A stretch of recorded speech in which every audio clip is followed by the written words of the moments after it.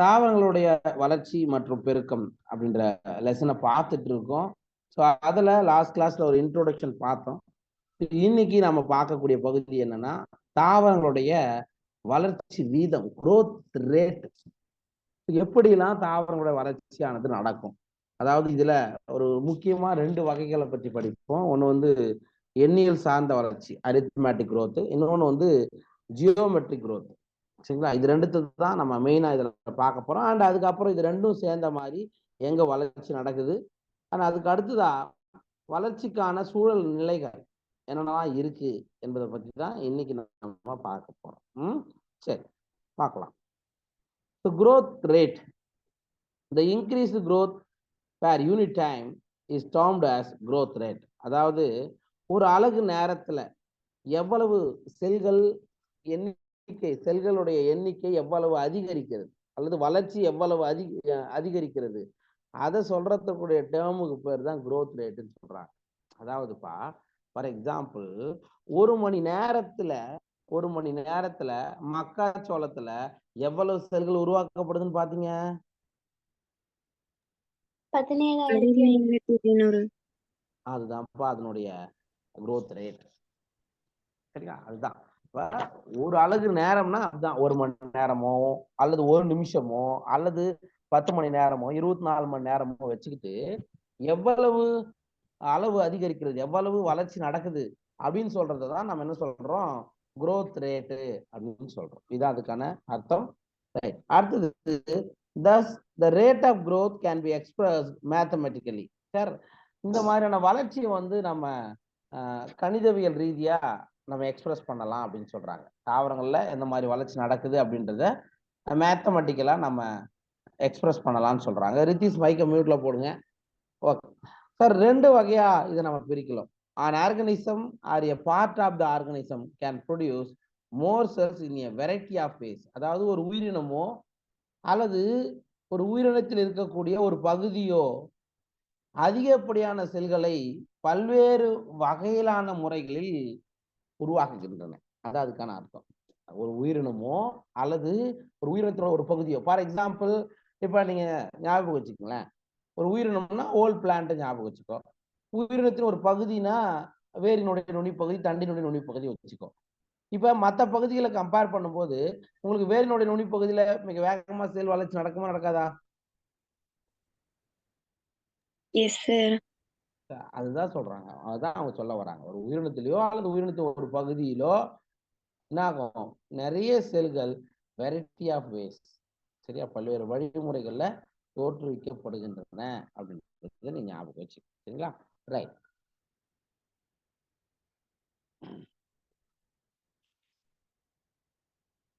ரெண்டு வகையா நம்ம வந்து growth பிரிக்கலாம்.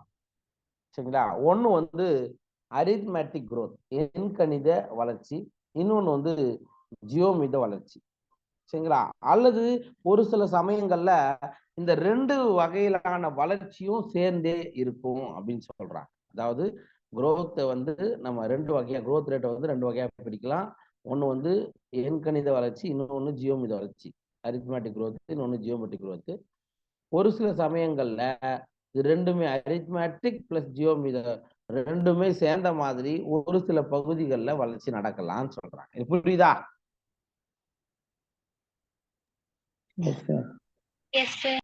ரைட். ஃபர்ஸ்ட் நம்ம என்ன பார்க்கலாம் அப்படின்னா, எண்கணித வளர்ச்சி, அதாவது அரித்மெட்டிக் growth ரேட். ஓகே, முதல்ல இந்த படத்தை பாருங்க, அதுக்கப்புறம் நம்ம அதை பார்க்கலாம். ரைட், இதுதான் எண்கணித வளர்ச்சிக்கான ஒரு படம். இதுல என்ன சொல்ல வர்றாங்க அப்படின்னா, எண்கணித வளர்ச்சியில எப்படி இருக்கு அப்படின்னு பாருங்க. சார், ஒரு செல், ஃபார் எக்ஸாம்பிள், அல்லது ஒரு சைகோட், ஏதாவது ஒண்ணு ஞாபகம் வச்சுக்கங்க, இந்த மாதிரி உருவாயிடுச்சு. இது வந்து இப்ப இந்த எல்லோ கலர்ல இருக்கிறது வந்து பகுப்படையக்கூடிய தன்மை கொண்ட ஒரு செல். சரிங்களா? பகுப்படையும் தன்மை கொண்ட செல் தான் அது. இது என்ன பண்ணுது, அடுத்ததா இங்க ஒரு என்ன டிவிஷன் நடக்குமா, இந்த இடத்துல ஒரு போட்டிருக்காங்கல்ல, இப்ப இந்த செல் இந்த செல்லா வருது இல்ல, இங்க என்ன டிவிஷன் நடக்கும் பொதுவா, எந்த வகையிலான செல் பகுப்பு நடந்து அந்த 2 செல்லு தோற்றுவிக்க சொல்லுங்க? மைட்டாசிஸ் தான் உடல செல். ஏன்னா நம்ம பாக்குறது உடல செல் ராஜா, வேற ஒண்ணும் கிடையாது. நம்ம பாக்குறது எங்க, உடல செல்ல பாக்குறோம். அப்ப ஃபர்ஸ்ட் வாட்டி டிவைட் ஆயிட்டு என்ன பண்ணுது, 2 செல்லா தோற்றுவிக்கிறது.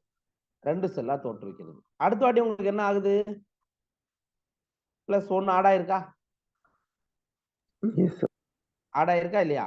அதாவது என்ன சொல்றாங்க அப்படின்னா, இந்த செல் பகுப்படைந்து புதிய செல்லை தோற்றுவித்து விடுத்து, இது வந்து முதல்ல உருவாக்கின செல் வந்து அது பகுப்படையும் திறனை இழந்துவிடும்.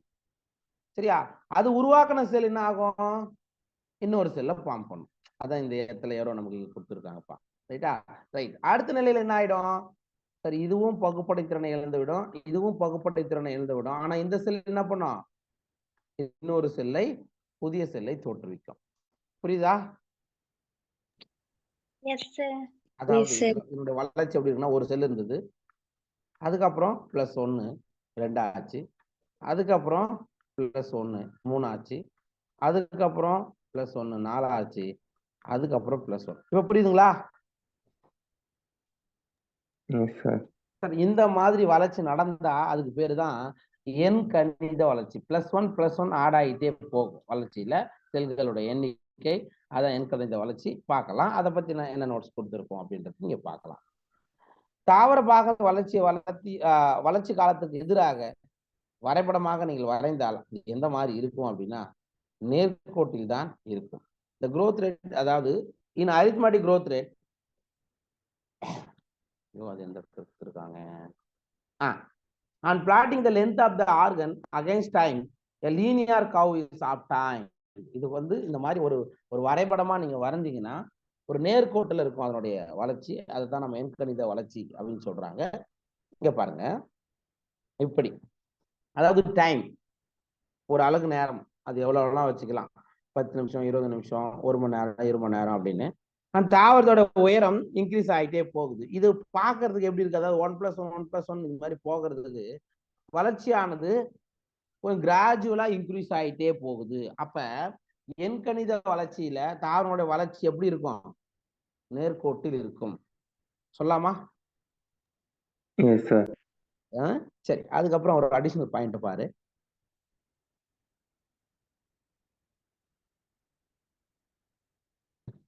In arithmetic growth following mitotic cell division, only one daughter cell continues to divide while the other differentiate and mature.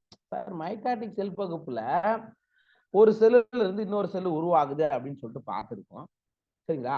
அதுல ஒரே ஒரு டாட்டர் செல் உருவாச்சுல, ஃபர்ஸ்ட் ஒரு பேரண்ட் செல்ல இருந்து இன்னொரு டாட்டர் செல் சேய் செல் உருவாகுது இல்ல, அப்ப என்ன ஆகுது அப்படின்னா, அந்த சேய் செல் தான் என்ன பண்ணுது, டிவைட் ஆகுது. அப்ப அதுக்கு முன்னாடி இந்த செல் என்ன ஆயிடும், மெச்சூர் ஆயிடும், டிஃபரன்ஷியேட் ஆயிட்டு மெச்சூர் ஆயிடும்னு சொல்றாங்க. இது புரியுதா?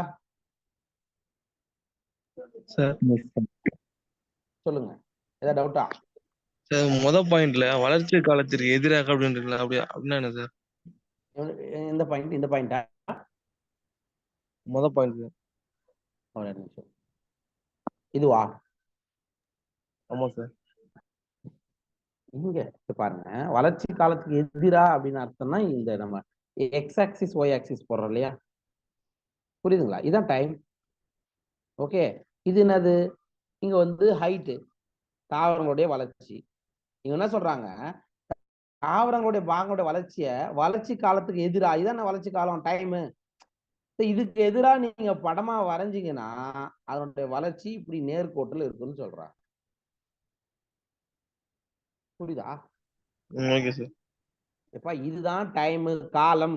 காலத்துக்கு எதிரா காலத்தை ஒரு ஆக்சிஸ்லயும் உயரத்தை ஒரு ஆக்சிஸ்லயும் வச்சு எப்படி growth நடக்குதுன்னு வரைஞ்சீங்கன்னா அது ஒரு நேர்கோட்டில் இருக்கும். இப்ப புரியுதா?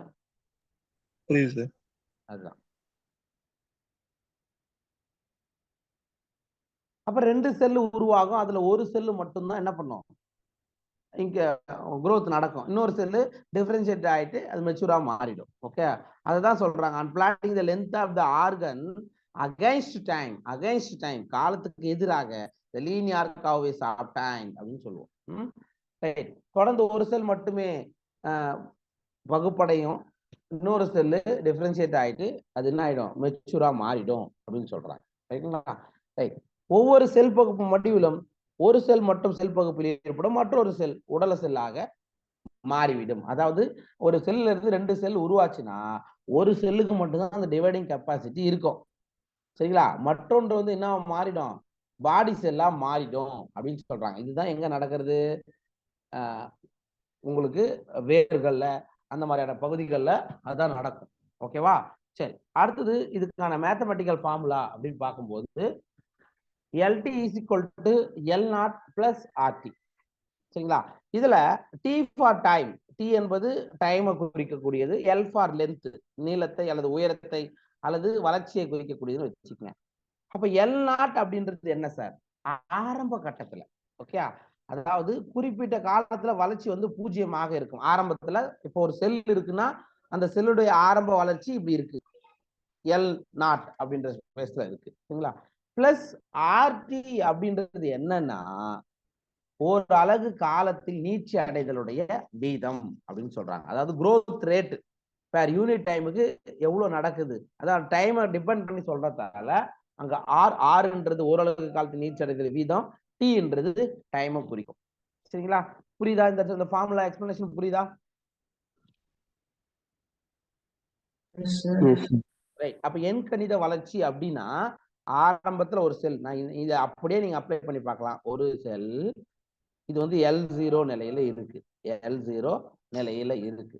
ரைட். இது என்ன பண்ணுது, அடுத்ததா இன்னொரு செல்ல ஃபார்ம் பண்ணுது. சரிங்களா? அது ஒரு குறிப்பிட்ட டைம்ல இன்னொரு செல்ல ஃபார்ம் பண்ணுது. அப்ப பிளஸ் ஆர்டினா அதுதான் அர்த்தம், கொஞ்சம் கொஞ்சமா ஹார்ட் ஆயிட்டே போயிட்டே இருக்கும். அப்ப இதை நீங்க டயக்ராமா வரைஞ்சீங்கன்னா ஒரு லீனியர் திசையில கிடைக்கும், ஒரு நேர்கோட்டு திசையில கிடைக்கும். ஓகே, அப்ப நமக்கு இந்த இடத்துல என்ன தேவை அப்படின்னா எண்கணித வளர்ச்சிக்கான இந்த ஃபார்முலா என்ன அப்படின்னா LT is equal to L0 plus RT. அதான் நம்ம சொல்றோம். புரிஞ்சுச்சா? ரைட். நெக்ஸ்ட் நம்ம பார்க்க போறது ஜியோமித வளர்ச்சி. சார் இதுக்கு முன்னாடி பார்த்தது +1 இப்படிதான் செல் ஆடாய்ச்சி. ஜியோமித வளர்ச்சியில் அப்படி கிடையாது. 2 4 ஆகும், 4 8, 8 16, 16 32, இந்த மாதிரி அதனுடைய வளர்ச்சி இருக்கும். அதுதான் ஜியோமித வளர்ச்சி அப்படின்னு சொல்லலாம். ரைட். அதுக்கான நோட் என்ன கொடுத்திருக்காங்க அப்படின்றத பார்க்கலாம். தாவர வளர்ச்சியில ஒரு உயிரினத்தின் அல்லது திசுவின் அனைத்து செல்களுமே மைட்டாட்டிக் செல் பகுப்படைந்து என்ன பண்ணுதுன்னா ஜியோமித வளர்ச்சியை உண்டு பண்ணுகிறது அப்படின்னு சொல்றாங்க. ஆல் செல்ஸ், இப்போ ஒரு ஃபார் எக்ஸாம்பிள் இந்த இடத்துல பார்த்துக்கோ, இது ஒரு செல்லுங்க, இது ஒரு செல்லு. இது என்ன பண்ணுது, 2 செல்ல ஃபார்ம் பண்ணுது. இந்த 2 செல்லுமே அகைன் டிவைட் ஆயிருந்து இன்னும் 2 செல்ல ஃபார்ம் பண்ணுது. புரியும் நினைக்கிறேன். ஓகேங்களா? அதுக்கு அடுத்தது இந்த 2ம் டிவைட் ஆகி இன்னும் 2, அதே மாதிரி இது 2ம் இது 2. ஓகேவா? இது 2ம் இப்படி, இதுவும் புரியுங்களா? அப்ப ஏற்கனவே நம்ம படிச்சது ஒரு செல் இருந்து இன்னொரு செல் உருவானா ஒரு செல் வந்து மெச்சூர் ஆயிட்டு அமைதியாயிடும் அப்படின்னு சொல்லிட்டு பார்த்தோம். ஆனா இங்க அப்படி கிடையாது. எல்லா செல்லுமே தொடர்ச்சியாக பகுப்படைந்து கொண்டே இருக்கும். அதனால இந்த வளர்ச்சியை நீங்க என்ன சொல்லலாம் அப்படின்னா ஜியோமித வளர்ச்சி அப்படின்னு சொல்லலாம். இப்ப புரியுதா? பாருங்க, அதான் இங்க கொடுத்துருக்கோம். இங்க பாருங்க, ஒரு தாய் செல் 2 சேய் செல்களை உருவாக்குது. இந்த 2 சேய் செல்களும் அடுத்த மைட்டாடிக் டிவிஷன் மூலியமா 4 சேய் செல்கள், அந்த 4 அடுத்த ஒரு மைட்டாசிஸ் மூலியமா 8, அதுக்கப்புறம் என்ன ஆகும் 16. இந்த மாதிரி உருவாகிட்டே டபுள் ஆகிட்டு போயிட்டே இருந்தா இந்த வளர்ச்சி நீங்க என்னன்னு சொல்லலாம் அப்படின்னா ஜியோமித வளர்ச்சி அப்படின்னு சொல்லலாம்.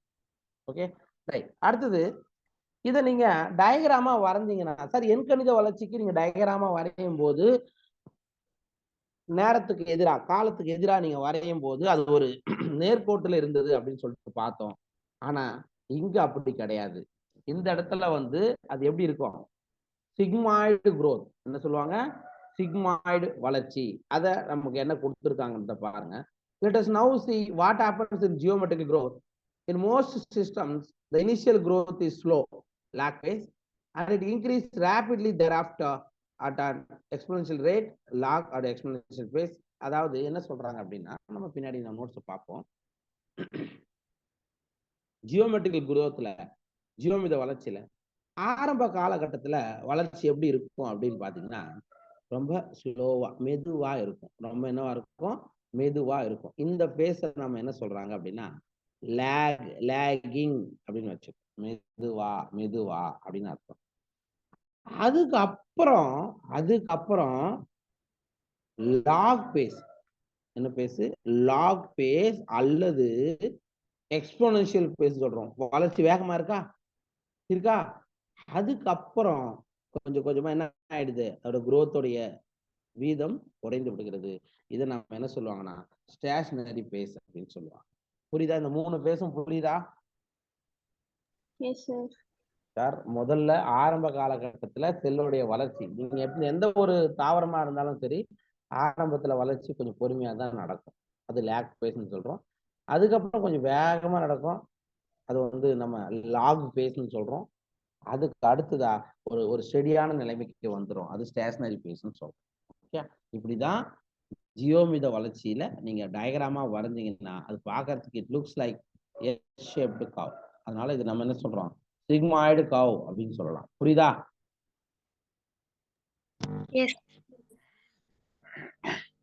இதுல பாருங்க, லேக் நிலை மெதுவான வளர்ச்சி நிலை, லாக் நிலை தொடர்ந்து வளர்ச்சியடையும் வேக நிலை, மற்றும் நிலையான வளர்ச்சி நிலை வந்து ஸ்டேஷனரி பேஸ். சரியா? ஆனா இதுல கண்டினியூஸா எல்லா செல்களுமே என்ன ஆயிட்டே இருக்கு? தொடர்ச்சியா பகுப்படைந்து கொண்டே இருக்கு. அதுதான் இங்க இருக்கிறதுல ரொம்ப முக்கியமான விஷயம். ஓகேவா? சரி, இது எஸ் வளைவு அல்லது சிக்மாய்டு வளைவு போன்ற வளர்ச்சியை காண்பிக்கிறது. If we flat the parameter of growth against time, we get a typical sigmoid or S curve. இதுதான் முக்கியம். எஸ் வளர்ச்சி எந்த வகையிலான வளர்ச்சி விதத்துல கிடைக்கும் அப்படின்னா நம்ம என்ன பதில் சொல்லணும்? ஜியோமித வளர்ச்சி. ஜியோமித வளர்ச்சி. அவ்வளவுதான். Right. Sigmoid curve is a characteristic of living organism growing in a natural environment. Sir, அதாவது இந்த ஜியோமித வளர்ச்சி அதே மாதிரி சிக்மாய்டு கர்வ் அப்படின்றது ஒரு இயற்கையான சூழல்ல ஒரு தாவரம் வளருதுன்னு வச்சுக்கோங்க. நேச்சுரலான ஒரு இடத்துல ஒரு தாவரம் வளருதுன்னு வச்சுக்கோங்க. அதுல இந்த மாதிரியான வளர்ச்சி தான் இருக்கும். ஆரம்பத்துல மெதுவாகவும் அதுக்கப்புறம் வேகமாகவும் பின்னர் மெதுவாகவும் மாறும். இந்த வளர்ச்சி ஆரம்ப காலகட்டத்துல அதாவது இயற்கையா வாழக்கூடிய இடத்துல வளரக்கூடிய தாவரங்கள்ல இந்த மாதிரி வளர்ச்சி தான் இருக்கும். சரிப்பா. அப்ப எக்ஸ்போனன்ஷியல் குரோத்துக்கான எப்படி நீங்க எக்ஸ்பிரஸ் பண்ணலாம், அதுக்கான ஃபார்முலா என்ன அப்படின்னு பாருங்க. W1 is equal to W0 e power RT. சரிங்களா? இதுல W1 அப்படின்றது என்னன்னா ஃபைனல் சைஸ். அது வெயிட்ல சொல்லலாம், இல்லைன்னா ஹைட்ல சொல்லலாம், இல்லைன்னா எண்ணிக்கை நம்பர்ல சொல்லலாம். சரிங்களா? அப்ப W0 என்ன சார்?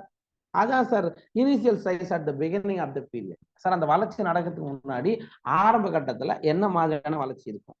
அங்க எப்படி நீங்க மேல ஒரு இது படிச்சீங்கல்ல, என்ன பார்த்தீங்க? L0 ஒண்ணு பாத்தீங்கல்ல?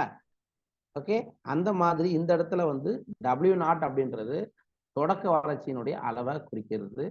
அண்ட் ஆர் என்பது வளர்ச்சி வீதம், growth rate. டி என்பது வளர்ச்சி காலம், டைம் ஆஃப் growth. இ என்பது பேஸ் ஆஃப் நேச்சுரல் ஆகிறது, அதாவது இயற்கை மடக்கை சார் அளவு. இதுதான் W1 is equal to W0 e power RT. அப்ப நமக்கு என்ன வேணும் அப்படின்னா, ஜியோமித வளர்ச்சிக்கு எந்த மாதிரியான ஃபார்முலா நமக்கு பயன்படும், எந்த மாதிரியான ஃபார்முலா நமக்கு கொடுத்துருக்காங்க அப்படின்னா நம்ம என்ன சொல்லணும்? W0 is equal to W1 is equal to W0 e power RT. ஓகேவா? புரிஞ்சுதா? புரியலையா? அமைதியாந்திராதிக்குமா? Right. Here R is the relative growth rate and is also the measure of the ability of the plant to produce new plant material, referred to as efficiency index. Sir, இதுல நம்ம R அப்படின்னு சொல்றோம் இல்லைங்களா? அந்த R என்பது என்னது அப்படின்னா ஒப்பீட்டு வளர்ச்சி விகிதம், ரிலேட்டிவ் growth rate. அண்ட் தாவரங்களை உருவாகும் புதிய தாவர பொருட்களை கணக்கிடும் முறைதிறன் குறியீடு அப்படின்னு கூட சொல்லலாம். அப்ப ஆறுக்கான இன்னொன்னு என்னன்னு கேட்கலாம். ஆர் என்பது growth rate, relative growth rate. அப்படி இல்லைன்னா எஃபிஷியன்சி இண்டெக்ஸ் கொஸ்டின்லாம் வரும். சரிங்களா? அப்ப எஃபிஷியன்சி இண்டெக்ஸ்னா என்னன்னு தெரியாம இருந்துடாதீங்க. எஃபிஷியன்சி இண்டெக்ஸ் குறிக்கிறதுக்கான சிம்பிள் யார் தான்? R தான். அது ஞாபகம் வச்சுக்கோ. சரிங்களா? ரைட். ஆகையால் இறுதி அளவு W1 தொடக்க அளவு W0 சார்ந்து இருக்கும். அதாவது hence the final size of W1 depends on the initial size. அது ஞாபகம் வச்சுக்கோ. Initial size W0. அவ்வளவுதான்ப்பா. சரி, இது நமக்கு சும்மா ஜஸ்ட் கொடுத்துருப்பாங்க, ஜஸ்ட் பார்த்துக்கோ. கருவாக்கத்துல கருவாக்கம்னா அதாவது எம்பிரியோ ஃபார்மேஷன் நடக்குது. சைகோட்ல இருந்து கரு உருவாகும். கரு உருவாகும் போது 2 விதமான வளர்ச்சியும், அதாவது எண்கணித வளர்ச்சியும் சரி, ஜியோமித வளர்ச்சியும் சரி, 2 விதமான வளர்ச்சியுமே காணப்படும். அதுதான் நம்ம இங்க பார்க்க போறோம். ஆனா இது நமக்கு என்சிஆர்டில இதை பத்தி பெருசா கொடுக்கல. எம்பிரியோ டெவலப்மெண்ட் மட்டும் தான் கொடுத்துருப்பாங்களே தவிர பெருசா கொடுத்துருக்க மாட்டாங்க. பாருங்க, கரு வளர்ந்து தாவரம் உருவானதும் அதன் வேர் மற்றும் தண்டு நுனிகள் குறிப்பிட்ட மட்டுமே செல் பகுப்பு நடக்கும். சரிப்பா? அதாவது என்ன சொல்றாங்க, ஒரு எம்பிரியோ நல்லா growth ஆயிட்டு என்ன பண்ணுறது, யங் பிளான்ட்டை ஃபார்ம் பண்ணுது. அப்ப growth எங்க சார் இருக்கும்? ரூட்டோடைய டிப்லையும் ஸ்டெம்மோடைய டிப்லையும் இருக்கும். கரெக்டா சார்? அந்த இடத்துல தான் செல் டிவிஷன் நடந்துகிட்டே இருக்கும். எங்க? Root tip root tip. அதான் இந்த படத்தை பாருங்க. இதுல பாருங்க, இது வந்து எம்பிரியோ டெவலப்மெண்ட்ல இருக்கக்கூடியது. கிரீன் கலர் இங்க இருக்கு பாருங்க. அந்த கிரீன் கலர் செல்ஸ் எல்லாமே கண்டினியூஸா டிவைட் ஆக தன்மை கொண்ட செல்கள். சரிங்களா? இந்த ஒயிட் கலர் இருக்கு இல்லைங்களா, அது வந்து என்னது, பகுப்படையும் திறனை இழந்த செல்கள் அப்படின்னு சொல்லலாம். அண்ட் இந்த ரெட் கலரா என்னென்னலாம் மாறி இருக்கோ அது வந்து என்னது, பகுப்படையாது. அது வந்து பகுப்பு அடையாது. Okay right. அப்ப உங்களுக்கு ரூட் டிப்ல அல்லது ஸ்டெம்மோட டிப்பு இந்த இடத்துல உருவாகும் வச்சு கருவில் இருந்து, அப்போ உங்களுக்கு வளர்ச்சி எப்படி இருக்கும்? தொடர்ச்சியா பகுப்படைந்து கொண்டே இருக்கும். சரியா? பொதுவா எது உருவாகுது அப்படின்றது மாதிரி உருவாகும். ஆனா அதுக்கப்புறம் போக போக போக இந்த இடத்துலயாவது 1+1 வந்திருக்கும். அதுக்கு முன்னாடி போக போக போக உங்களுக்கு எப்படி வந்துடும்? ஜியோமித நிலை வந்துடும் எல்லா செல்லுமே. அப்ப கண்டினியூஸா இந்த இடத்துல பாத்தீங்கன்னா உங்களுக்கு தெரியும், டபுளா மாறிக்கிட்டே போகும். சரிங்களா? இதுதான் இதுக்கான அர்த்தம். நீங்க எப்படி வேணாலும் சொல்லலாம், அல்லது எப்படி வச்சுக்கலாம். இது வந்து ரூட் டிப்பு. இங்க மேல பாரு, இது சைகோட்டு நமக்கு தெரியும். சைகோட் நமக்கு 2n கண்டிஷன். இந்த சைகோட் மைட்டாடிக் டிவிஷன் மூலியமா இந்த 2 4 மாறுதா இல்லையா? இங்க 2 செல் இருக்கு, இங்க 4 மாறுதா? அந்த 4 அடுத்து இது பாருங்க, இங்க 1 இங்க 1 8 மாறுதா இல்லையா? அப்ப சைகோட்ல இருந்து எம்பிரியோ உருவாகும் போது ஆரம்பத்துல என்ன மாதிரியான வளர்ச்சி இருக்கும்? ஜியோமித வளர்ச்சி இருக்கும் சார்.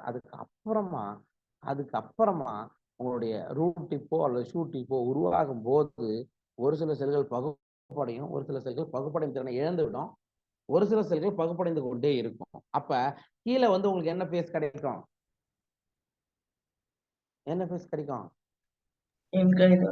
எண்கணித வளர்ச்சி கிடைக்கும். அதாவது சைகோட் வந்து டிவைட் ஆயிட்டு புரியுதா, கரு மாதிரியான செல்கள் உருவாகும் போது உங்களுக்கு ஜியோமித குரோத், அதுக்கப்புறம் root tip shoot tip growth ஆயிட்டு நடக்கிறது அரித்மேட்டிக் குரோத் அப்படின்னு சொல்றோம். புரியுதா இந்த படம்? ரைட். அப்ப 2 வகையிலான வளர்ச்சியும் எங்க கலந்த மாதிரி எந்த இடத்துல இருக்கு அப்படின்னு கேட்டா நம்ம என்ன சொல்லணும்? எம்பிரியோ டெவலப்மெண்ட் ஞாபகம் வச்சுக்கோம். என்னது? எம்பிரியோ டெவலப்மெண்ட்ல ஜியோமிக் குரோத்தும் இருக்கு, அரித்மேட்டிக் குரோத்தும் இருக்கு. சரிங்களா? ரைட்.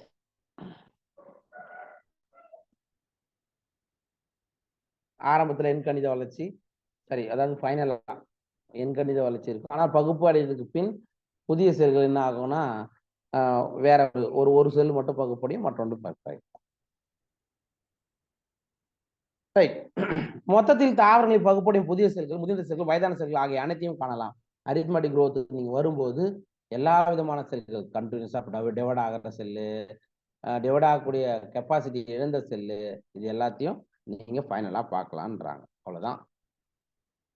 நெக்ஸ்ட் நம்ம பார்க்க போறது முழு வளர்ச்சி வீதம் அப்படின்னா என்ன, ஒப்பீட்டு வளர்ச்சி வீதம் அப்படின்னா என்ன, இது ரெண்டுத்தையும் நம்ம ஒப்பிடுவதுதான் நம்ம அடுத்துதான் நம்ம பார்க்க போறோம். ஓகே, அதாவது diagrammatic comparison of absolute growth rate and relative growth rate. முழு வளர்ச்சி வீதம்னா என்ன, ஒப்பீட்டு வளர்ச்சி வீதம்னா என்ன, சரிங்களா? ரைட், இங்க பாருங்க, இதுல என்ன நடக்குதுன்றது அந்த படத்தை பாருங்க. இந்த இடத்துல இலையினுடைய ஆரம்ப அளவு, இலையினுடைய ஆரம்ப அளவு எவ்வளவு இருக்கு, 5 சென்டிமீட்டர் ஸ்கொயர். இது எவ்வளவு growth நடந்திருக்கு, பிளஸ் ஒரு 5 ஆட் ஆயிருக்கா? சரி, அதே மாதிரி இந்த இடத்துக்கு வாங்க. இதனுடைய ஆரம்ப இலையினுடைய சைஸ் எவ்வளவுங்க? 5 centimetre square. சரி, இங்க இருந்து இது எவ்வளவு வளர்ச்சி அடைஞ்சிருக்கு? 5 சென்டிமீட்டர், 55. இப்ப நீங்க இதுல சொல்லுங்க, எங்க ஃபுல்லா growth நடந்திருக்கு?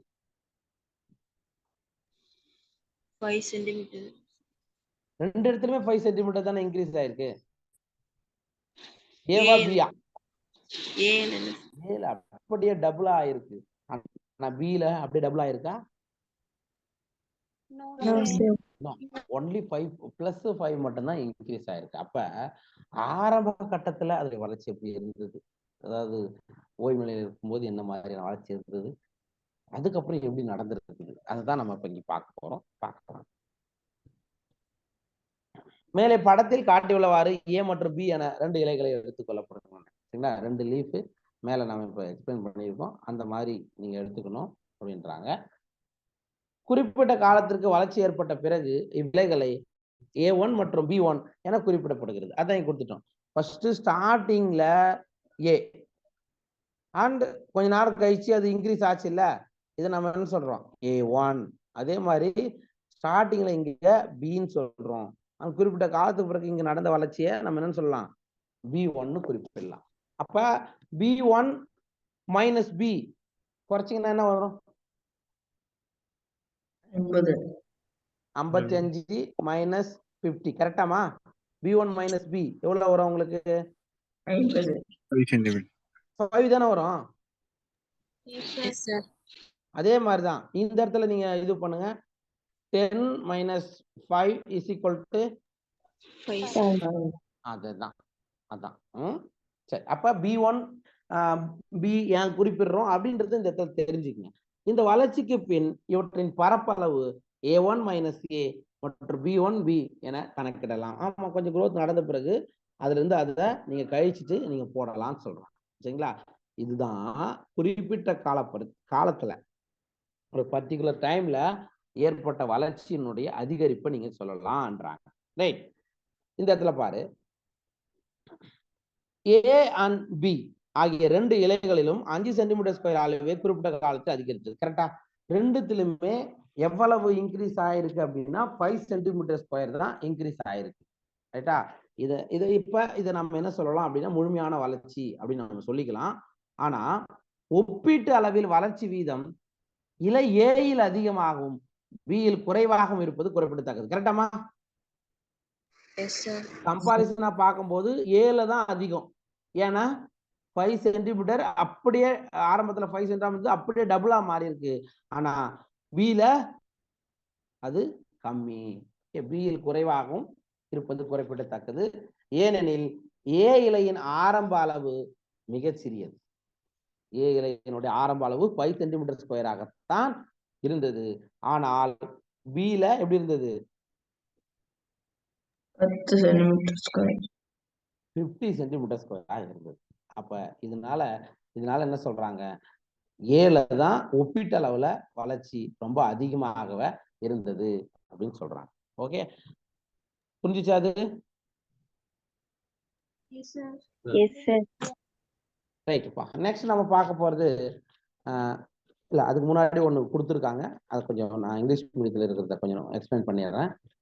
Quantitative comparison between the growth of living system can also be made in 2 ways. சரியா? குவான்டிடேட்டிவ்னா அப்படின்னா என்ன, குவாலிட்டேட்டிவ்னா தரத்தை வச்சு குறிக்கிறது, குவான்டிடேட்டிவ்னா எண்ணிக்கை வச்சு குறிக்கும். ரைட்டா? measurement and the comparison of total growth per unit time is called absolute growth rate. Sir ஒரு குறிப்பிட்ட காலம் தான் நான் இப்ப முன்னாடி சொன்னதுதான்.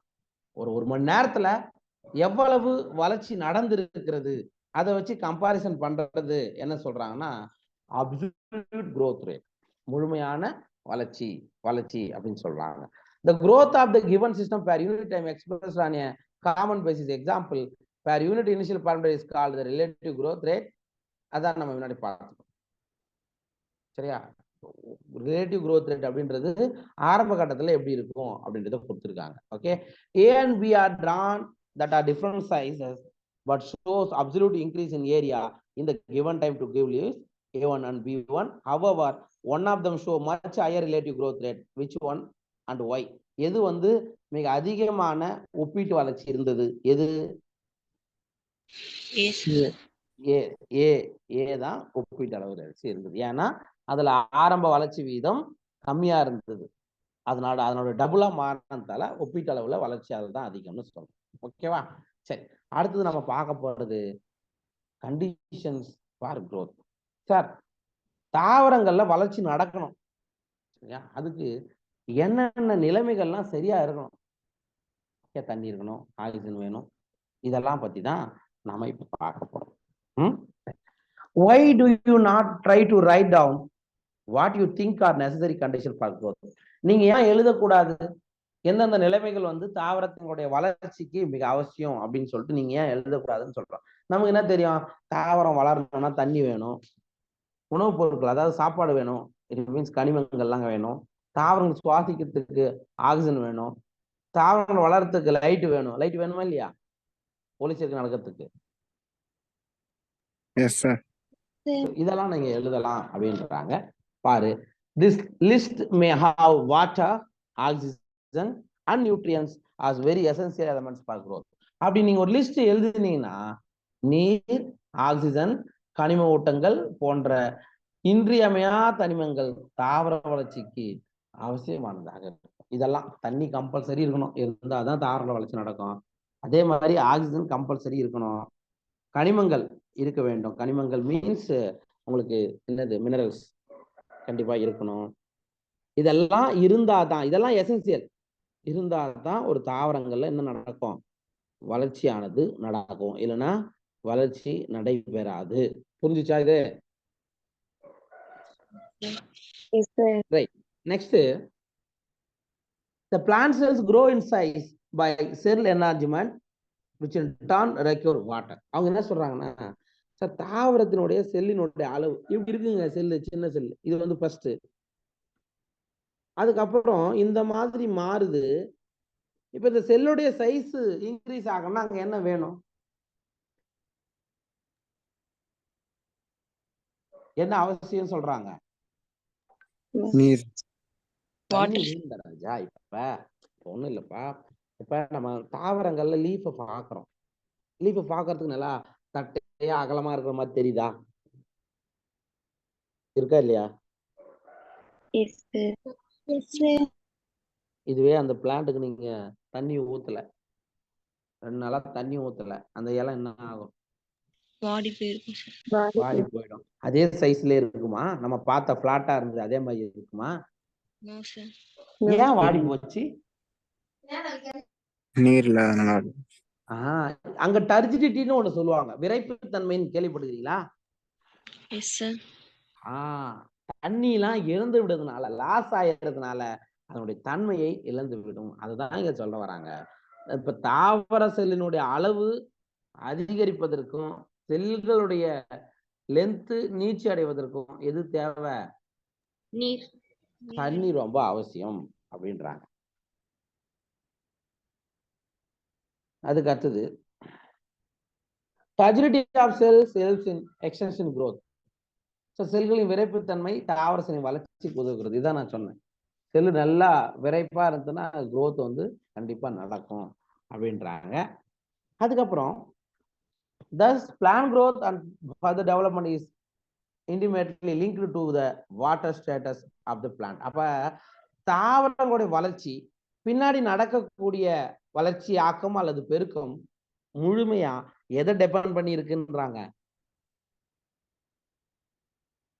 எதை எதை சார்ந்தது? வாட்டர். தண்ணியை சார்ந்தது. தாவரங்கள்ல வளர்ச்சி மெயினா நடக்கணும் அப்படின்னா கண்டிப்பா தாவரங்களுக்கு தண்ணி இருக்கணும். தண்ணி இல்லைன்னா வளர்ச்சியானது நடக்காது அப்படின்னு சொல்றான். ஓகேவா? ரைட். அடுத்தது water also provides the medium for enzymatic activities needed for growth. Sir இந்த நொதிகள் நம்ம பாத்தீங்கன்னா growthக்கு நொதிகள் என்பது அவசியம். அதனுடைய செயல்பாட்டிற்கு கூட நீர் வந்து ரொம்ப முக்கியமானதாக கருதப்படுகிறது. வாட்டர் வந்து ரொம்ப ரொம்ப முக்கியம் அப்படின்னு சொல்றான். அதுக்கு அடுத்தது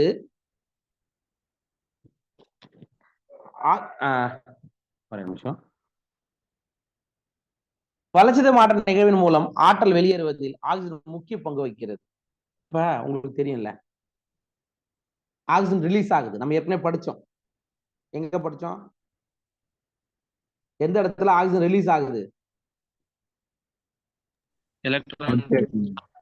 எலக்ட்ரான் டிரான்ஸ்போர்ட் சிஸ்டத்துல ஆக்சிஜன் ரிலீஸ் ஆகுதாப்பா? கை கால் sister.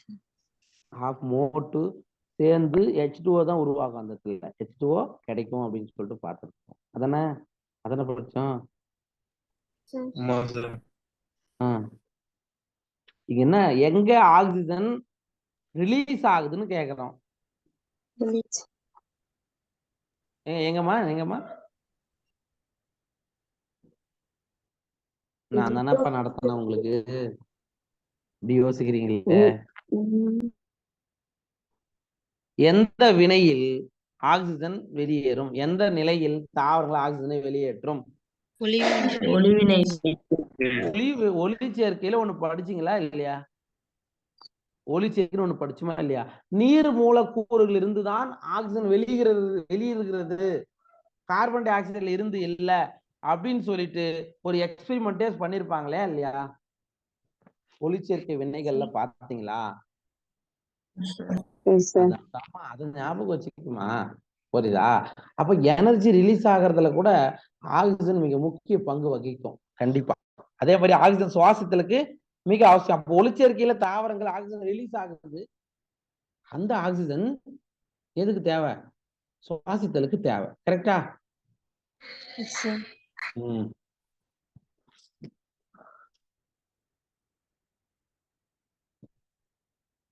Nutrients like macro and microessential elements are required by plants for synthesis of protoplasm and act as source of energy. Sir அதே மாதிரி புரோட்டோபிளாசம் உருவாக்கத்துல, புரோட்டோபிளாசம் அந்த சைட்டோபிளாசம் நியூக்ளியஸோட அளவு அதிகரித்தல், அதுக்கு கூட எது அவசியம் அப்படின்னா ஊட்டச்சத்துக்கள் ரொம்ப அவசியம்.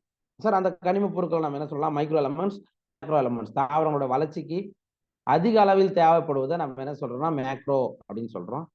குறைந்த அளவே தேவைப்படுவது மைக்ரோ அப்படின்னு சொல்றோம். புரியுதா? சார் இது இல்லாம in addition every plant organism has an optimum temperature range best suited for growth. Sir வளர்ச்சிக்கான மற்றொரு நிலையில என்ன சொல்றாங்க அப்படின்னா வெப்பநிலை உகந்த வெப்பநிலையாக இருக்கணும். எவ்வளவு இருக்கணும் டெம்பரேச்சர் இருந்தா ஒரு தாவரம் நல்லா வளரும்? சாதாரண நம்ம ஏரியாவில் இப்ப 10 டிகிரி செல்சியஸ் இருக்குதுன்னா தாவரங்கள் நல்லா வளருமா?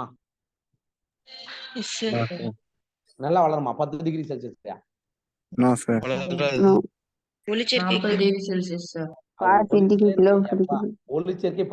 செல்சியஸ் நான் சொன்னேன். ஒளிச்சேர்க்கை 10% லைட் பட்டாவே போதும், அது நிறைச்சேர்வை அடைஞ்சிரும் சொல்லியிருக்கோம். புரியுதா? சன்லைட்ல இருந்து வர்ற எல்லா லைட்டும் படணும் அவசியம் கிடையாது. 10% லைட் பட்டாவே போதும் அப்படின்னு சொன்னேன். ஆனா இங்க நம்ம எதை பத்தி பேசுறோம்? உகந்த வெப்பநிலை டெம்பரேச்சர் பத்தி பாக்குறோம்பா. ரைட்டா? ரைட். இப்போ ஒரு 50 டிகிரி செல்சியஸ் இருக்கு, தாவரங்கள் நல்லா வளருமா? ஓரளவு வளரும். 50 டிகிரி செல்சியஸ் நல்லா வளரும், ஓரளவு வளரும். வாடிரும் சார். இங்க இருக்கிற பிளான்ட்லாம் வாடி போயிடுமா? 50 டிகிரி செல்சியஸ்ன்றது பாலைவனத்துல இருக்கக்கூடிய டெம்பரேச்சர். ஓகேவா? புரியுதா உங்களுக்கு? அதே மாதிரி இப்போ 5 டிகிரி 6 டிகிரி அப்படின்னா இந்த ஊட்டி கொடைக்கானல் அந்த மாதிரி. நான் சொல்றது நம்ம ஏரியா, நம்ம வாழக்கூடிய பகுதிகளில் எவ்வளவு டெம்பரேச்சர் இருந்தா தாவரங்கள் நல்லா வளரும்னு கேட்டேன். எவ்வளவுப்பா வரணும்? 40 டிகிரி செல்சியஸ். அதுக்கு இல்ல. அப்புறம் 30 to 40. 30 degree Celsius, 37. 27, 30, 35 இந்த ரேஞ்ச் இருந்தா மட்டும்தான். 35 ஆமாப்பா, அதுக்குள்ள இருந்தா மட்டும்தான் தாவரங்கள வளர்ச்சி நல்லா நடக்கும். ஸோ எந்த டெம்பரேச்சர் தாவர வளர்ச்சிக்கு உகந்ததோ, சூட்டபிளோ, அந்த டெம்பரேச்சரை நம்ம என்ன சொல்லலாம்னா உகந்த வெப்பநிலை, ஆப்டிமம். ஏற்கனவே நொதிகள் பயோமாலிகுல்ஸ் படிக்கும் போது ஆப்டிமம் பிஹெச், நொதியோட ஆக்டிவிட்டிக்கு ஆப்டிமம் டெம்பரேச்சர் இதெல்லாம் படிச்சீங்களா? Yes, sir. அதே மாதிரி இங்க தாவரங்களுடைய வளர்ச்சிக்கு எந்த மாதிரியான டெம்பரேச்சர் யூஸ் ஆகுதோ அந்த டெம்பரேச்சரை நீங்க என்ன சொல்லுவீங்கன்னா உகந்த வெப்பநிலைன்னு தான் சொல்லுவீங்க. புரியுதா? Yes, sir. Right. Any deviation from this range would be detrimental to its survival. Sorry, இதுல இருந்து கொஞ்சம் ஏதாவது டீவியேஷன் வந்தா நம்முடைய சர்வைவலுக்கு பிரச்சனைகள் இருக்கும் அப்படின்றாங்க. ஓகே. வளர்ச்சி நிலை மற்றும் ஒளிச்சேர்க்கைக்கு ஒளி அவசியம். சரியா? முதல்ல வந்து டெம்பரேச்சருக்கு, சரி இந்த இடத்துல என்ன சொல்றாங்கன்னா ஒரு தாவரங்கள்ல நல்லா growth நடக்கணும், அதே மாதிரி போட்டோசிந்தசிஸ் நடக்கணும் அப்படின்னா அங்க இது என்ன வேணும்? உங்களுக்கு என்ன வேணும்? லைட் வேணும்பா. கண்டிப்பா ஒளி அவசியம். அதையும் பார்த்தது. Environmental signals such as light and gravity also affect certain phases or stages of growth. அதாவது ஒளி மற்றும் கிராவிட்டி. கிராவிட்டின்னு என்ன சொல்லுவீங்க? புவியீர்ப்பு விசை. நம்மளுக்கு இப்ப நீங்க யோசித்து பாருங்க. இப்ப நமக்கு தாவரங்கள் வந்து நல்லா வளருது, புவியீர்ப்பு விசைக்கு எதிரா வளருதா அல்லது புவியீர்ப்பு விசையோட நோக்கி வளருதா? எதிரா வருது சார். இப்ப நீங்க அது ரெண்டு வகையா நீங்க சொல்லலாம். தண்டு எடுத்துக்கீங்களேன். தண்டு பகுதி ஸ்டெம் வந்து புவியீர்ப்பு விசைக்கு எதிராக நடக்குதா? எதிரா நடக்குது. வேறு புவியீர்ப்பு விசை நேரா நடக்குது சார். சரிப்பா. இப்ப நீங்க அப்படி மண்ணுல புவியீர்ப்பு விசைன்னு ஒண்ணு இல்லைன்னு வச்சுக்கோங்க, வேறு உள்ள போயிட்டே இருக்குமா? சார். அதனால என்ன சொல்றாங்க, இவங்க என்ன சொல்றாங்கன்னா ஒளி மற்றும் ஈர்ப்பு விசை கூட வளர்ச்சியில முக்கிய பங்காற்றுகின்றன அப்படின்றாங்க. ஓகேவா? புரிஞ்சுச்சா இது? Yes, sir. சரிப்பா. நெக்ஸ்ட் நம்ம பார்க்க போறது முக்கியமான பகுதி, டிஃபரன்சியேஷன், டிடிஃபரன்சியேஷன் அண்ட் ரீடிஃபரன்சியேஷன். வேறுபாடு அடைதல், வேறுபாடு நிலை திரிதல் மற்றும் மறு வேறுபாடு அடைதல். இது முக்கியமானது, நீட்ல கேள்விகள் அடிக்கடி வரக்கூடிய பகுதி. பார்க்கலாம். ஃபர்ஸ்ட் நம்ம பார்க்க போறது வேறுபாடு அடைதல், டிஃபரன்சியேஷன். அப்படின்னா என்ன சார்? தொடர்ச்சியாக பகுப்படையக்கூடிய தன்மை கொண்ட செல்கள் பகுப்படைய திறனை இழந்து வேறுபாடு அடைந்த பிறகுதான் ஆக்க திசுவானது நிலைத்த திசுவாக மாறும் அப்படின்னு சொல்லி படிச்சிருப்பீங்க. படிச்சீங்களா? Yes, sir. அதெல்லாம் அதுக்கு பேர் தான் வேறுபாடுகள். பாருங்க. The cells derived from root apical and shoot apical meristem and cambium differentiate and mature to perform specific function. This act leading to maturation is termed as differentiation. வேர் நுனி, தண்டு நுனி ஆக்க திசு மற்றும் கேம்பிய செல்கள், கேம்பியத்திலிருந்து உருவாகக்கூடிய செல்கள், இதெல்லாம் கண்டினியூஸா டிவைட் ஆகக்கூடிய அந்த ஆக்டிவிட்டி ஃபைனலா எங்க கொண்டு போய் சேர்க்கும் அப்படின்னா மெச்சுரேஷன், முதிர்ச்சி நிலைக்கு வழிவகுக்கும். சரிங்களா? அப்படி எப்ப சார் அது மெச்சுரேஷன் ஆகும் அப்படின்னா டிஃபரன்சியேஷன் அப்படின்ற ப்ராசஸ் மூலமா தான் நடக்கும். வேறுபாடு அடைந்த பிறகுதான் அது முதிர்ச்சி அடைந்த செல்லாக மாறும். இப்ப புரியுதா? Right. Next, during differentiation, cell undergoes few to major structural changes both in their cell walls and protoplasm. Sir, cell வேறுபாடு அடையும் போது, அததான் நான் சொன்னேன், ஆக்க திசுவானது நிலைத்த திசுவாக மாறுவதை நீங்கள் எடுத்துக்காட்டா ஞாபகம் வச்சுக்கன்னு சொல்றேன். அப்ப வேறுபாடு அடையும் போது என்ன ஆகும் அப்படின்னா, செல் சுவராக இருந்தாலும் சரி, அதனுடைய புரோட்டோபிளாசம், இது ரெண்டுத்திலுமே, இதனுடைய ரெண்டின் அமைப்பிலும் என்ன ஏற்படுகிறதுனா மாற்றங்களை ஏற்படுத்துகின்றன அப்படின்னு சொல்லலாம். அப்ப செல் சுவர் நம்ம ஏற்கனவே பார்த்துருக்கோமே, செல்வால் டெபாசிஷன் எலாங்கேஷன் நிலையில் நடக்கும்னு பார்த்தோமா இல்லையா? புரோட்டோபிளாச அளவு இதெல்லாம் மாற்றங்கள் நடக்கும் அப்படின்னு சொல்றாங்க. சரிங்களா? For example, to form a tracheary element. Tracheary கூறுகள்லாம் என்னப்பா சொல்லுங்க? ட்ரெக்கேரி கூறுகள்லாம் என்னது? ட்ரெக்கேரி எலமெண்ட்ஸ் எங்கேயே படிச்சிருக்க மாதிரி இருக்கும், சீக்கிரம் சொல்லுங்க. Plant anatomy. பிளான்ட் அனாட்டமில எங்கப்பா? யூனிட் அண்ட் டைமென்ஷன்ல படிச்சீங்களா? ரைட், சொல்லுங்க. இருபத்திலே ஒரு விதத்துல சொல்றோம் சார். ட்ரெக்கிட்ஸ்லாம் வரும். இருபத்திலே உருவத்திலே வருமா? ட்ரெக்கேரி. இந்த புளியம் சைவம்லாம் கொண்டு போகலாம் சார். ட்ரெக்கிட்ஸ் அங்க படிச்சேன் சார். இப்ப சைலத்துல ட்ரக்கீட்ஸ் வெசல்ஸ் படிச்சியா? Yes sir. அதுக்கு பேர் ரெண்டுத்துக்கும் பேர் ரெண்டுத்தையும் சேர்த்தா அது பேர் tracheid. Both tracheids and vessels அது ரெண்டுத்தையும் சேர்த்து நீங்க என்ன சொல்லுவீங்கன்னா ட்ரக்கியரி கூறுகள் அப்படின்னு சொல்லுவாங்க. புரியுதா இப்பயாவது? Yes sir. இதுதான் ட்ரக்கியரி எலமெண்ட்ஸ்னா இதான். ட்ரக்கியரி எலமெண்ட்ஸ் உருவாக்கத்தின் போது இந்த செல்லானது புரோட்டோபிளாஸ்டை இழக்கிறது. இப்ப நம்ம ஏற்கனவே ஒரு எக்ஸாம்பிள் படிச்சிருப்போம். இப்ப அந்த சைலத்துல எது உயிருள்ள செல்லு படிச்சோம்? சைலத்துல மொத்தம் 4 பார்த்தோம்பா. சைலம் ட்ரக்கீரிகள் உயிருள்ளதுன்னு நம்ம படிச்சோம். நான் சொல்லி கொடுத்தேன்.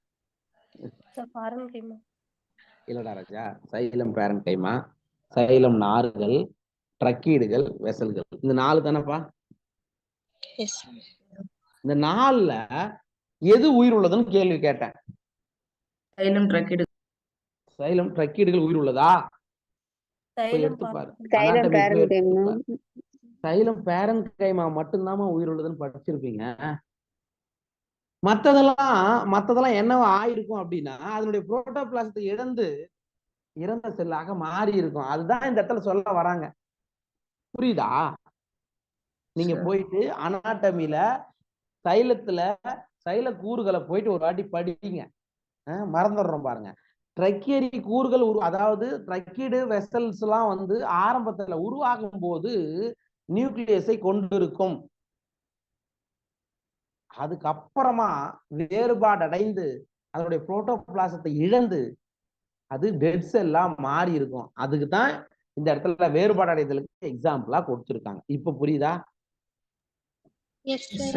அவ்வளவுதான். வேறுபாடு அடைந்த பிறகுதான் உங்களுக்கு அந்த மாதிரி மாறுதுன்னு சொல்றாங்க. Okay, right. Next, they also develop very strong elastic lignocellulosic secondary cell walls to carry water to long distance even under extreme conditions. Sir, இந்த வகையிலான செல்கள் மிகவும் கடினமானதாக இருக்கும். அப்ப ட்ரக்கீடு வெசல்களுடைய செல்கள்லாம் ரொம்ப கடினமாக இருக்கும். மீள்திறனுடைய எலாஸ்டிசிட்டி மாதிரி இருக்கும். அண்ட் லிக்னோசெல்லுலோசிக் செல் வால், லிக்னின்லாம் அதுல படிஞ்சு இருக்கும். ஓகே, அதனால உயரமான தூரத்திற்கும் நீண்ட தூரத்திற்கும் தண்ணியை கொண்டு போறதுக்கு வாக்கும். ஓகே, இதுதான் டிஃபரன்சியேஷனுக்கு எக்ஸாம்பிள். புரிஞ்சுச்சா? ரைட். அடுத்தது டி டிஃபரன்சியேஷன், பிற்போக்கு வேறுபாடு. தமிழ்ல நமக்கு நிறைய கன்ஃபியூஷன் ஆகும் பாராஜா. இந்த வார்த்தைகளை இங்கிலீஷ்ல பாத்துங்க. டி டிஃபரன்சியேஷன் மறுபடியும் நடக்கிறது அப்படின்னு அர்த்தம். So plants show another interesting phenomenon. The living differentiated cells that by now have lost the capacity to divide can regain the capacity of division under certain conditions. This phenomenon is termed as D differences. என்ன தெரியுமா சொல்றாங்க? இப்ப செல் ஆக்க திசுவா இருந்து வேறுபாடு அடைந்துச்சு, நிலைத்த திசுவா மாறிச்சுன்னா அது மறுபடியும் டிவைட் ஆகுமா? ஆகாதா? ஆகாது. பட் ஏதாவது ஒரு ஸ்பெஷல் கண்டிஷன்ல அந்த டிவைட் ஆகக்கூடிய கெப்பாசிட்டி இல்லாத செல் மீண்டும் என்ன பண்ணும்?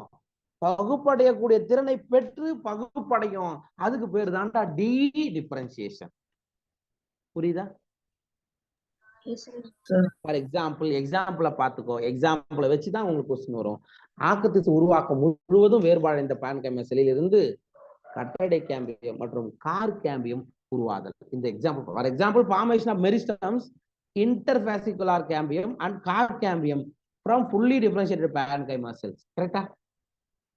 இந்த ரே பேரன்கைமா எல்லாம் படிச்சீங்களா? ரே பேரன்கைமா ஆரப்போக்கில் அமைந்த செல்கள் படிச்சிருப்பீங்கம்மா. வாஸ்குலர் மண்டலுக்கு நடுவுல வரும். ரே இனிஷியல்ஸ் படிச்சிருப்பீங்க. அந்த இடத்துல இருந்து தான் உங்களுக்கு இந்த மாதிரியான கற்றை இடை கேம்பியம் உருவாகும். 2 கேம்பியத்துக்கு நடுவுல, அதாவது 2 வாஸ்குலர் கற்றைகளுக்கு நடுவுல வர்றதுதானே கற்றை இடை கேம்பியம். சரியா? அப்ப அங்க அந்த இடத்துல பேரன் கைமா செல்கள் தானே என்ன பண்ணுது, உருவாக்குது. அப்ப அது ஏற்கனவே வேறுபாடு அடைஞ்சிச்சு. ஆனா மறுபடியும் இந்த கற்றைடை கேம்பியத்தை உருவாக்குறதுக்காக அகைன் டிஃபரன்ஷியேட் ஆகுது, அகைன் டிவைட் ஆகக்கூடிய கெப்பாசிட்டி பெறுது. அதனால இதுக்கு டி டிஃபரன்சியேஷன் சொல்லலாம். ஓகேவா? புரியுதா? அப்ப நம்ம இது வரைக்கும் பாத்துக்கிறது பாருங்கப்பா. ஃபர்ஸ்ட் வந்து டிஃபரன்சியேஷன். டிஃபரன்சியேஷனுக்கு எக்ஸாம்பிள் என்ன? ரக்கீடு கூறுகள். ரக்கீடு எலிமெண்ட்ஸ். ஓகேவா? டி டிஃபரன்சியேஷனுக்கு எக்ஸாம்பிள் என்ன? ஆக்கத்திசு உருவாக்கம். ஆக்கத்திசு உருவாக்கம் அல்லப்பா. அதாவது ஏற்கனவே இருக்கக்கூடிய பேரன் கைமா செல்கள் ஆக்கத்திசுவாக மாறி கற்றை கேம்பியம் கற்றை இடை கேம்பியம் இது ரெண்டுத்தையும் ஞாபகம் வச்சுங்க. அதான் முக்கியம். புரியுதுங்களா? டி டிஃபரன்சியேஷன் அப்படின்றதுனாவே interfascicular cambium and cork cambium இது ரெண்டும் தான் புதுசா ஆக்கத்திசுவா மாறி உங்களுக்கு உருவாகிறது. அப்ப உங்களுக்கு கற்றை இடை கேம்பியம் எதுக்கான எக்ஸாம்பிள் கேள்வி கேட்கலாம். ஓகே, அதுக்காக நான் சொல்றேன். புரிஞ்சிச்சா? இதுக்கு பேரு டி டிஃபரன்சியேஷன். ஓகே, அடுத்தது ரீடிஃபரன்சியேஷன், மறு வேறுபாடு அடைதல். அப்படின்னா என்ன சார்? ஆக்கத்திசுகள் ஒரு முறை பகுப்படைந்து உருவான செல்கள் மீண்டும் பகுப்படைந்த திறனை இழந்து விட்டது. எல்லாத்துக்குமே இது கரெக்ட் தான். இது மெரிஸ்டமேட்டிக் செல்கள் வந்து ஒரு வாட்டி டிவைட் ஆயிடுச்சுன்னா அதுக்கப்புறம் அதோட டிவைட் ஆகக்கூடிய கெப்பாசிட்டியை அது இழந்துரும். கரெக்ட் தானே? Okay okay right. நெக்ஸ்ட், ஆனால் இவை ஒரு குறிப்பிட்ட பணியை செய்வதற்காக மறுபடியும் மாறிவிடும் அப்படின்னு சொல்றாங்க. ஒரு ஸ்பெஷல் ஃபங்க்ஷனுக்காக. அங்க வந்து சர்டன் கண்டிஷன்ல மேல பார்த்தது வந்து ஒரு சில கண்டிஷன்ல இங்க வந்து ஒரு குறிப்பிட்ட வேலையை செய்வதற்காக மாறி இருக்கும். அது என்னன்னு பார்க்கலாம். இங்கிலீஷ்ல என்ன கொடுத்துருக்கான்னு பாருங்க.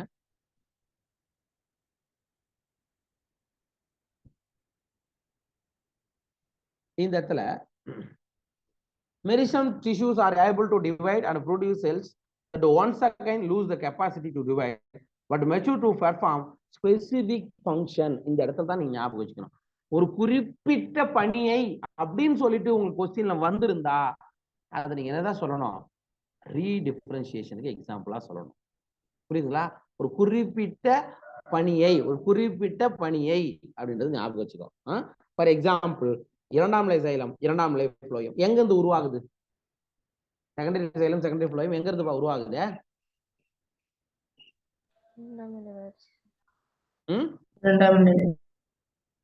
எப்ப இரண்டாம் நிலை வளர்ச்சி எப்ப நடக்குது? கேம்பியத்துல இருந்து தானே வருது. அதான் சொல்றாங்க. ஓகே, இந்த இடத்துல தாவரத்தினுடைய வித்து இன்க்ரீஸ் ஆக்கணும். சரிங்களா? ஓகே, தாவரனுடைய அந்த பணியை மேற்கொள்வதற்காக கேம்பியம் இரண்டாம் நிலை சைலத்தையும் இரண்டாம் நிலை ஃப்ளோயத்தையும் தோற்றுவிக்கிறது. இது எதுக்கான எக்ஸாம்பிள் அப்படின்னா ரீடிஃபரன்சியேஷனுக்கு எக்ஸாம்பிள். இப்ப புரிஞ்சுச்சா? அதாவது என்ன சொல்றாங்கன்னா, அல்லது இப்படி கூட கேள்வி வரலாம். இப்ப நீங்க ஏற்கனவே படிச்சிருப்பீங்க, இரண்டாம் நிலை சைலம் கட்டையை உருவாக்கும் படிச்சிருப்பீங்க. படிச்சியா? கட்டைத்தன்மைனா சைலம், கட்டைனா சைலம். படிச்சியா? ஒரு கேள்வி வருண்டா ராஜா, தாவரங்களில் கட்டைத்தன்மை உருவாக்கத்திற்கு காரணம் டிஃபரன்சியேஷன், டி டிஃபரன்சியேஷன், ரீடிஃபரன்சியேஷன் அப்படின்னா என்ன பதில் சொல்லுவீங்க? ரீடிஃபரன்சியேஷன். அவ்வளவுதான். ஏன்னா இரண்டாம் நிலை சைலம்னாவே அது இரண்டாம் நிலை வளர்ச்சியை குறிக்கக்கூடியதுதான். ஓகேவா? அவ்வளவுதான். இப்ப நம்ம 3 இது பார்த்தோம். First differentiation. டிஃபரன்சியேஷனுக்கு எக்ஸாம்பிள் என்ன? ட்ரக்கீடு எலிமெண்ட். ஓகேவா? ரெண்டாவது என்ன பார்த்தோம்? டி டிஃபரன்சியேஷன் பார்த்தோம். அதுக்கு என்ன எக்ஸாம்பிள்? கற்றை இடை கேம்பியம், கார் கேம்பியம், கற்றை இடை கேம்பியம். மூணாவது ரீடிஃபரன்சியேஷன் பார்த்தோம். அதுக்கு என்ன எக்ஸாம்பிள்? இரண்டாம் நிலை சைலம் மற்றும் இரண்டாம் நிலை ஃப்ளோயம். அவ்வளவுதான். அதாவது கட்டைத்தன்மை உருவாக்குறதுக்கு காரணம். அவ்வளவுதான். சரிங்களா? ரைட். அடுத்தது நம்ம தாவர பெருக்கத்தை வந்து நெக்ஸ்ட் கிளாஸ்ல பார்க்கலாம். ஓகேவா? அதுக்கு முன்னாடி ஒரு சில ஃபியூ பாயிண்ட்ஸ் இங்கிலீஷ்ல கொடுத்துருக்காங்க, அது கொஞ்சம் பார்த்துங்க. ஃபார் எக்ஸாம்பிள், ரீகால் செக்ஷன் 13.1.1 முன்னாடி கொடுத்துக்கிறத நீங்க கொஞ்சம் ரீகால் பண்ணுங்க அப்படின்றாங்க. The growth in plants is open. அதாவது தாவர வளர்ச்சி வந்து திறந்த நிலையுடையது. It can be indeterminate or determinate. தாவர வளர்ச்சி வந்து ஓப்பன் அப்படின்னா என்னன்னா தாவர வளர்ச்சி நடந்து கொண்டே இருக்கும். கரெக்டா? உங்களால கணிக்க முடியுமா? முடியாது sir. Now we may say that even differentiation in plants is open because cells tissues arising out the same meristem have different structure at maturity. இவங்க என்ன சொல்றாங்க அப்படின்னா டிஃபரன்சியேஷன் வேறுபாடு அடைதல் கூட தாவரங்களில் ஒரு திறந்த நிலை உடையது. அதுலயும் என்ன ஆகும்? செல்கள் வளர்ந்து கொண்டே இருக்கும் அப்படின்னு சொல்றாங்க. அதாவது அதுக்கப்புறமா மெச்சூர் ஆச்சுன்னா நின்றுடும் அப்படின்றாங்க. The final structure at maturity of a cell or tissue is also determined by the location of the cell within. For example, cells positioned away from root apical meristem differentiate as root cap cell, while those pushed to the periphery mature epidermis. Can you add few more example? அதாவது என்ன சொல்றாங்க அப்படின்னா இப்ப தாவரங்களுடைய வேர் இருக்குல்ல, வேர் நுனியில வளர்ச்சி ஏற்படுகிறது. கரெக்டா? இதான் ரூட். இவங்க ஒரு எக்ஸாம்பிள் சும்மா சொல்றேன். இங்கதான் யார் இருக்கா? யார் இருக்கா? வேர் நுனியாக்கு திசு இருக்கு. இது இந்த வேர் நுனியாக்கு திசு வேறுபாடு அடைந்து எதை உருவாக்குது அப்படின்றாங்கன்னா ரூட் கேப் உருவாக்குது. என்னது? Root cap. இப்ப யோசித்து பாருங்க, இந்த வேர் மூடி டிவைட் ஆயிட்டே இருக்குமா? நோ. அப்ப டிஃபரன்ஷியேட் ஆயிட்டு தான் வேர் மூடியானது உருவாக்குறது. ஆனா மெரிஸ்டமேட்டிக் செல் டிவைட் ஆயிட்டே இருக்குமா? அதே மாதிரி மேல இன்னும் கொஞ்சம் எலாங்கேஷன் ஸ்டேஜ் எல்லாம் வந்த பிறகு எபிடர்மிஸ் ஒண்ணு ஃபார்ம் ஆகுமா? புறத்தோல். புறத்தோல் தொடர்ச்சியா டிவைட் ஆயிட்டே இருக்குமா? புறத்தோல் ஒரே ஒரு லேயர்ல மேல இருக்குமே, கண்டினியூஸா டிவைட் ஆகுமா? டிவைட் ஆகுமா? ஆகாதா? ஆகாது. டிவைட் ஆகாது. அதுவும் எப்படி உருவாயிச்சுன்றாங்க சார்? அந்த மெரிஸ்டமேட்டிக் செல் ஆக்கத்திசுவானது வேறுபாடு அடைந்துதான் புறத்தோல் எபிடர்மிஸையும் தோற்றுவிக்கிறது, வேர் மூடியையும் தோற்றுவிக்கிறது. இப்ப டிஃபரன்சியேஷனுக்கு எக்ஸாம்பிள் வேர் மூடின்னு கொடுத்தா நீங்க எழுதலாமா? No sir. நோவா? நோ. எஸ் ஆர் நோவா? எப்பா நான் என்ன கேக்குறேன், வேர் மூடி root cap is an example for differentiation, redifferentiation, dedifferentiation. 3 option கொடுக்குறேன். என்னதுக்கு எக்ஸாம்பிள் இருக்கு? dedifferentiation-ஆ? எதுவுமே நான் உங்களுக்கு சொன்னது புரியலடா ராஜா. இங்க பாருங்கம்மா, இது ரூட்டுமா, சரியா? ரூட்ல இங்க யார் இருக்கா? யார் இருக்கா? Root meristem. ஆக்கத்திசு இருக்கு.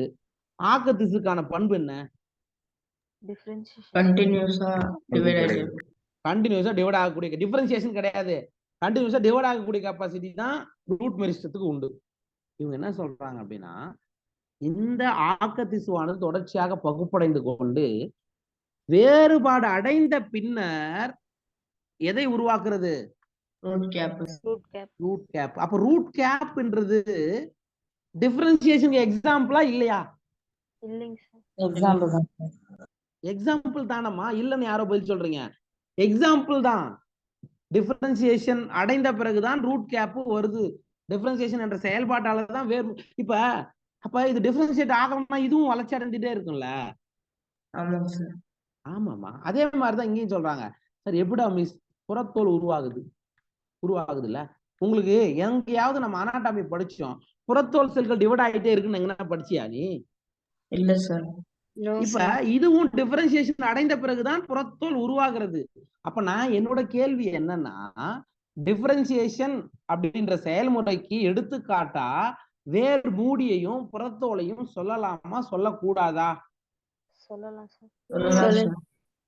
சொல்லலாம். அதைத்தான் ஞாபகம் வச்சுங்க. என்சிஆர்டி லைன்ல கொடுத்துருக்காங்க. ஏன்னா நீங்க என்ன நினைப்பீங்க, டிஃபரன்சியேஷன்னா ட்ரக்கியரி எலிமெண்ட்ஸ் அது மட்டும்தான் டிஃபரன்சியேஷன் அப்படின்னு நினைச்சிட்டு இருக்காதீங்க. வேர் மூடியும் புறத்தோல் கூட டிஃபரன்சியேஷனுக்கு எக்ஸாம்பிள். ஞாபகம் வச்சுக்கங்கன்றாங்க. இப்ப புரிஞ்சுதா? அவ்வளவு ராஜா. இதுதான் நான் சொல்ல வந்தேன். இந்த கருத்தை நீங்க பாத்துங்க. ரைட். ஆல்மோஸ்ட் டைம் முடிஞ்சிச்சு உங்களுக்கு. ரைட். நெக்ஸ்ட் கிளாஸ் பிசிக்ஸ்க்கு வந்துருங்க. அண்ட் நான் உங்களுக்கு அந்த இதுவை நான் அனுப்பிச்சிடுறேன். என்னது கூகுள் ஃபார்ம் வந்து நான் உங்களுக்கு அனுப்புறேன். தயவு செய்து அதுல உங்களுடைய மார்க்கை வந்து இது பண்ணிடுங்க. சரிங்களா? Okay okay. ஓகே.